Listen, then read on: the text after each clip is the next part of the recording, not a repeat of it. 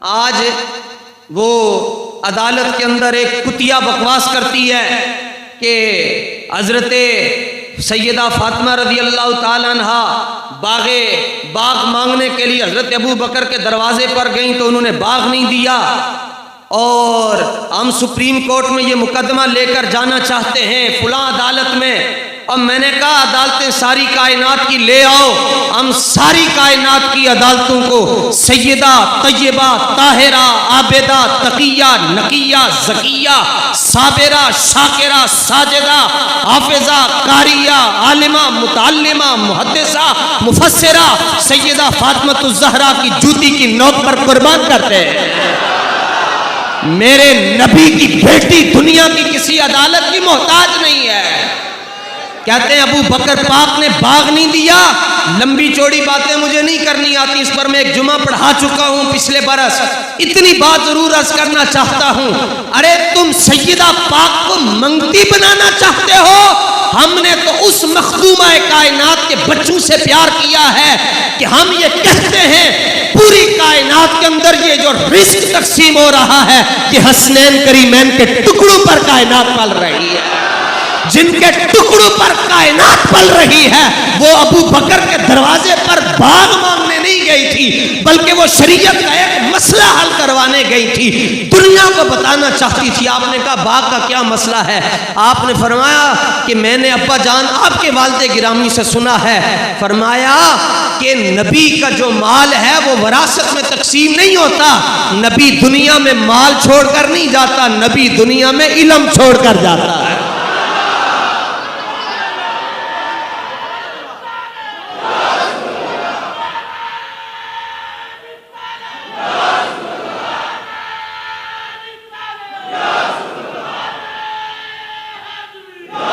آج جس کو استنجے کا طریقہ نہیں پتا، گرمیوں میں استنجا کرنے کا طریقہ اور ہے، سردیوں میں استنجا کرنے کا طریقہ اور ہے۔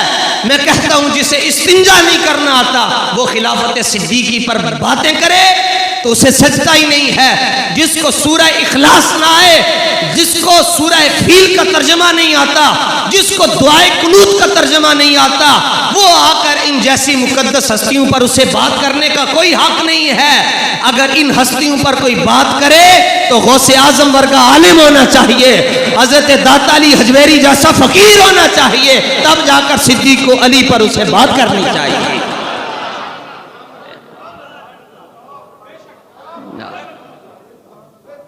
آپ فرماتے ہیں، یہ جملہ سنو، آپ نے فرمایا وَلَوْ كَانَ أَبُو بَكْرٍ ظَالِمًا، اگر ابو بکر معاذ اللہ ظالم ہوتے، لَمَا جَازَ الْاِقْتِدَاءُ بِهِ، تو 17 نمازیں مصطفیٰ کی موجودگی میں کبھی بھی نہ پڑھاتے۔ یہ تفسیر پڑھ رہا ہوں میں قرآن کی۔ فرمایا ابو بکر ظالم ہوتے تو مصلی مصطفیٰ پر کھڑے ہوتے اور رسول اللہ ان کے پیچھے نمازیں پڑھتے۔ آقا علیہ السلام نے خود حضرت ابو بکر کے پیچھے نماز پڑھی ہے۔ ایک بندہ کہتا ہے پھر تو امام افضل ہو گیا اور رسول اللہ افضل نہ ہوئے۔ آپ کہتے ہیں ابو بکر امام ہے اور حضور نے پیچھے نماز پڑھی ہے تو پھر افضل تو امام ہوتا ہے۔ میں نے کہا صدر جہاں بیٹھے صدر ہی ہوتا ہے، اور یہ تو نبیوں کا سلطان ہے، یہ جہاں بھی بیٹھے گا نبیوں کا سلطان ہی رہے گا۔ ہمارے پیچھے سید نماز پڑھتے ہیں تو کیا ہم ان سے افضل ہو گئے؟ ہم تو ان کی جوتیوں کے ساتھ جو گندی مٹی لگ جائے ہم تو ان جیسے نہیں ہو سکتے۔ یہ تو سرکار نے بتایا ہے، فرمایا دیکھو نا ہمارا ضرب دیکھو، ہم خود افضل ہیں اور اپنے یار کے پیچھے نماز پڑھ رہے ہیں۔ اور یہ تو قرآن سے، اور قرآن بھی سورہ فاتحہ اور تفسیر پڑھ رہا ہوں۔ بلا ان کی بلا جانے علم کیا ہے، ان کو کیا پتہ علم کس چیز کا نام ہے۔ 2 لفظ عربی کے جو نہ بول سکے وہ کہے نہیں جی حضرت ابو بکر پہلے خلیفہ نہیں ہے۔ میں نے کہا تم اپنا علم پاس رکھو، ہم کسی اور سے فیصلہ نہیں کرواتے، ہم مولا علی سے فیصلہ کرواتے ہیں۔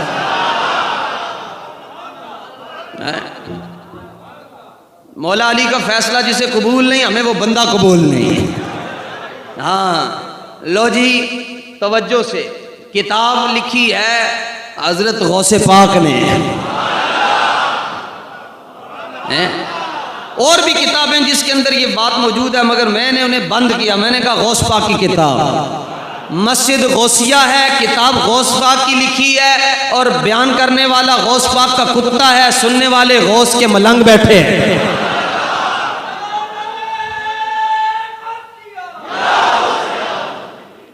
ایک باری پھر لاؤ جی.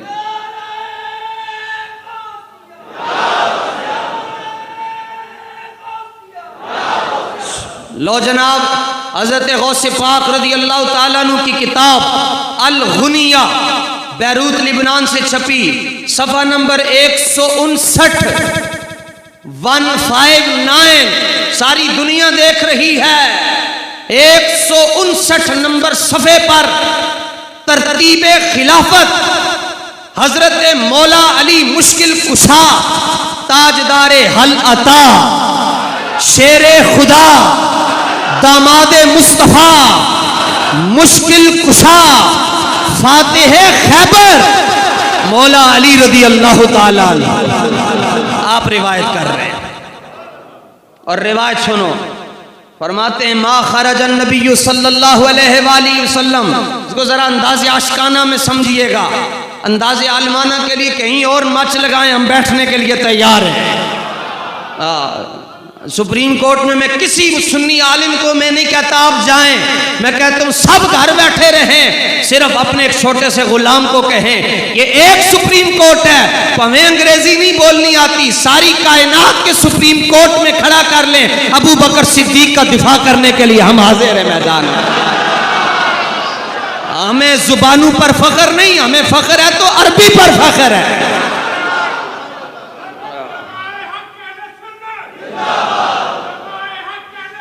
صفحہ نمبر 159 حضرت مجاہد رحمت اللہ تعالیٰ علیہ فرماتے ہیں مجھے مولا علی نے بتایا، اور مولا علی کہتے ہیں مجھے جانے جانا نے بتایا. سرکار نے فرمایا علی آج مکدی مکا لی ہے، آج مکا ہی نہیں ہے. جی یا رسول اللہ. فرمایا اپنا ہاتھ آگے کرو. وعدہ لیا. فرمایا علی ایک وعدہ کریے. جی یا رسول اللہ ٹھیک ہے، وعدہ ہو گیا. میں جملے پڑھ رہا ہوں. فرمایا ما خرج النبی من دار دنیا حتی عہد الیہ ان ابا بکر یلی من بعدی ثم عمر من بعدہ ثم عثمان من بعدہ ثم علی من بعدہ. فرمایا علی میرے وصال کے بعد دنیا ادھر ادھر ہو جائے گی، کوئی ابو بکر کا منکر ہوگا، کوئی عمر کا منکر ہوگا، کوئی عثمان کا منکر ہوگا، کوئی تیرا منکر ہوگا، مگر میں خلافت کی ترتیب دے کر جا رہا ہوں. یہ میرا اور تیرا وعدہ ہے، خلافت کی ترتیب وہی دے رہا ہوں جو مجھے رب نے دی ہے، رب نے مجھے بتائی ہے، میں تجھے بتا رہا ہوں. سنیے جناب، اب فرمایا علی وعدہ، عرض کی حضور وعدہ. اب میں پنجابی میں اس کا ترجمہ کرنے پر مجبور ہوں، ولیوں کی زبان ہے جی، ٹھیک ہے. فرمایا علی صدیق دا پہلا نمبر. نہیں آپ سمجھ نہیں سکے جملہ، نہ منتاں کرنیاں پہنیاں گل سمجھان واسطے. تگڑے ہو کے بیٹھو، مولا علی دی گل نے تو پھر سینہ چوڑا کر کے سنو، بلکہ مولا علی سے بڑھ کر یہ تو مصطفیٰ کی بات ہے. یاران مصطفیٰ کا ذکر ہو رہا ہے، زبان مصطفیٰ سے، راوی حضرت مولا علی ہیں، اور کتاب غوث پاک کی ہے. یار کمال ہو گیا، کوئی ٹلی دلیل تو نہیں دے رہا آپ کو. فرمایا علی وعدہ ہے ہمارا، یہ میں تم سے معاہدہ کر رہا ہوں، ایگریمنٹ ہو رہا ہے. کہا کس چیز پر؟ کہا صدیق دا پہلا نمبر، عمر دا دوجا نمبر، عثمان دا تیجا نمبر، علی دا چوتھا نمبر، پھر تماتم مست کلل دے.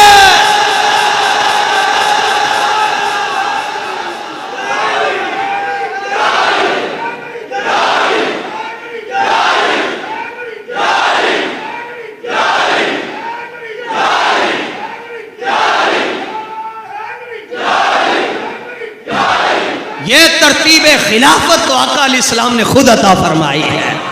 میں کتاب پیش کر رہا ہوں جناب، آئیں ہمارے ساتھ بات کریں.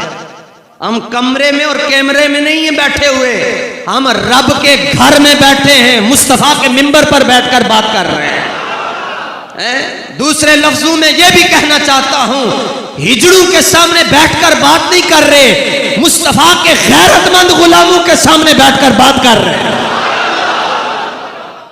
امام احمد بن حنبل حدیث پاک لے کر آئے، دنیا کیا جانے، جس کو ائمہ اہل بیت کے نام نہیں آتے وہ کہتا ہے جناب یہ ہے جی فلاں، کسی نے باغ لے لیا تو کسی نے وراثت نہیں دی، یہ نہیں ہوا، تم کیا جانو سیدہ پاک کا۔ اس پر مناظرے کا چیلنج میں پیش کرتا ہوں، ساری دنیا کے مکاتب فکر کو، زندہ ہوں زندہ رہا، جس چوک پر بلاؤ اور جس شہر میں بلاؤ، بلکہ شہر کی حد کو بھی میں نکال دیتا ہوں، تم چاہو تو ایران کی یونیورسٹی قم میں بلا لو، ہم تمہیں کتابوں سے ثابت کر کے دیں گے کہ سیدہ فاطمہ الزہرا کا جنازہ صدیق اکبر نے خود پڑھا۔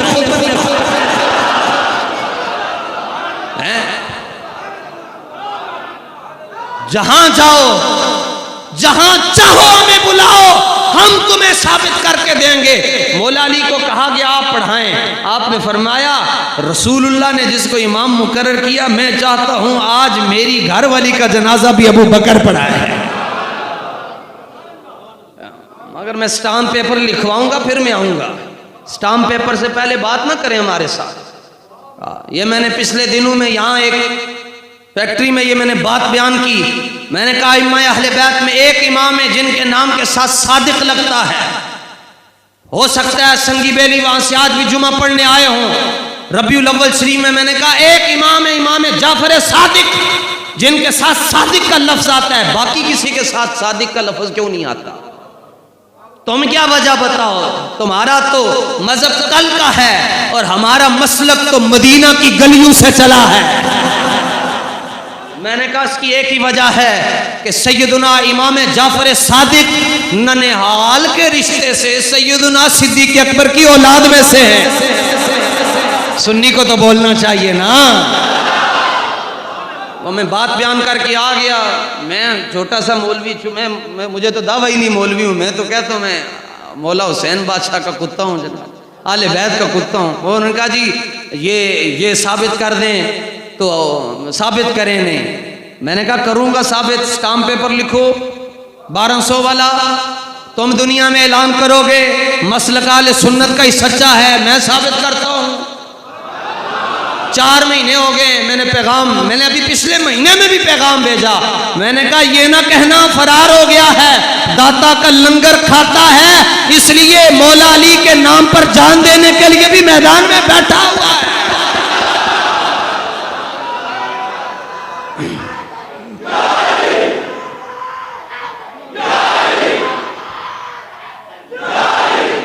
میں پھر بغداد شریف گیا، ایسے کتابیں خریدتے خریدتے نظر پڑ گئی ایک کتاب پر، اصول کافی۔ اصول کافی میں دیکھا، ویسے پتہ تھا لیکن اصل لگے نہیں ہیں نا جی، سائیں ہونے گل بیان کر دی تھی، پتہ ہونا ہے گل جھوٹی نہیں ہے، کبھی کسی وقت ذہن سے نکل چکی ہوتی ہے، پڑھا کہاں ہے۔ اصول کافی لی جس پر دنیا کو مان ہے، اصول کافی پر اصول کافی کھولی، امام جعفر صادق کا سلسلہ نسب دیکھا تو لکھا ہوا تھا اگر حضرت امام جعفر صادق کا تعلق باپ کی طرف سے دیکھو مولا علی سے ملتا ہے، ماں کی طرف سے دیکھو صدیق اکبر سے ملتا ہے۔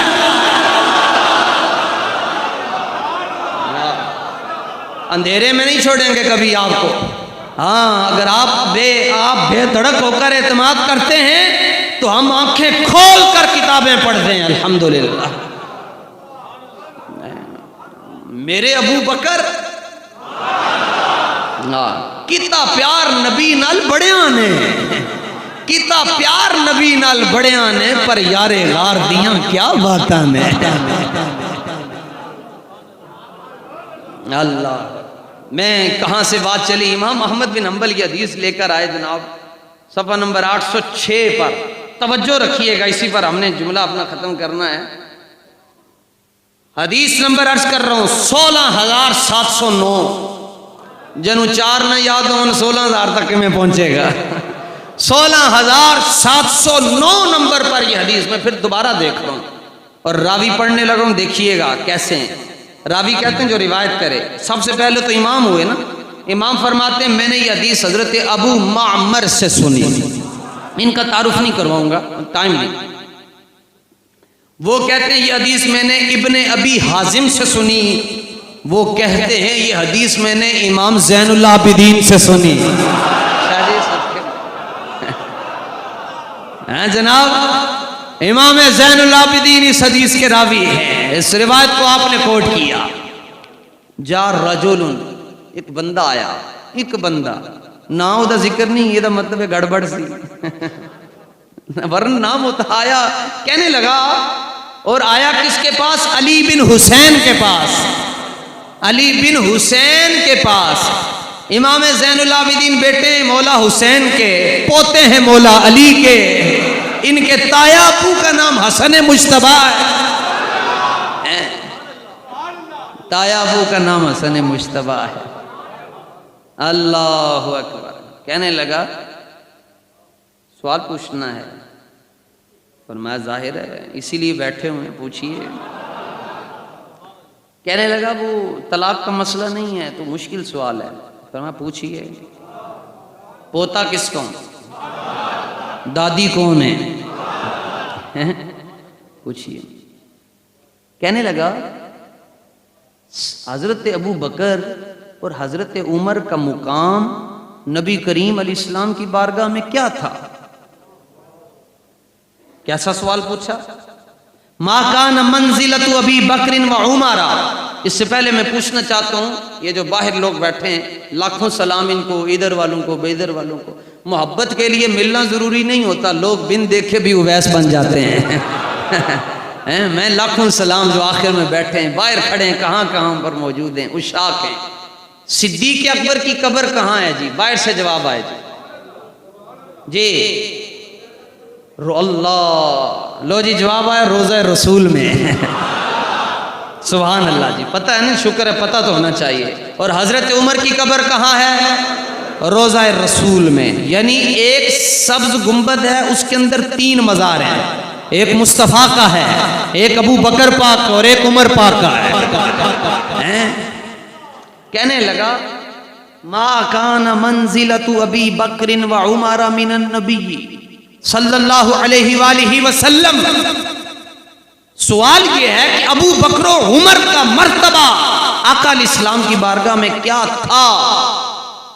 تو آپ نے کوئی 4 گھنٹے کی تقریر نہیں کی کہ فضائل، حدیثیں، مناقب، تفسیر. ایک جملہ عرض کیا، نچوڑ کے رکھ دیا. چھال لاوے سبحان اللہ دی تاں میں تنوں گل سنانے. ہاں یہ اہل بیت ہیں جناب، انہوں نے ہمیں بخشوانا ہے.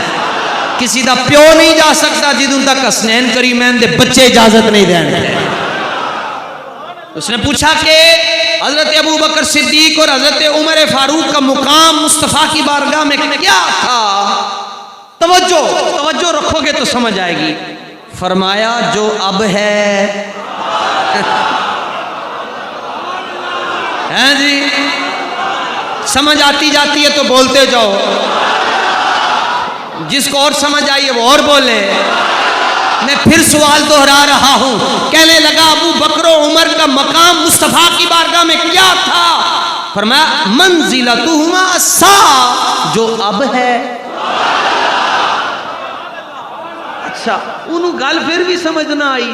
کہنے لگا اب کیا ہے؟ فرمایا گھوڑے پر بیٹھو، سفر کرو، جاؤ گے تو ایک پہلو میں ابو بکر ملیں گے، دوسرے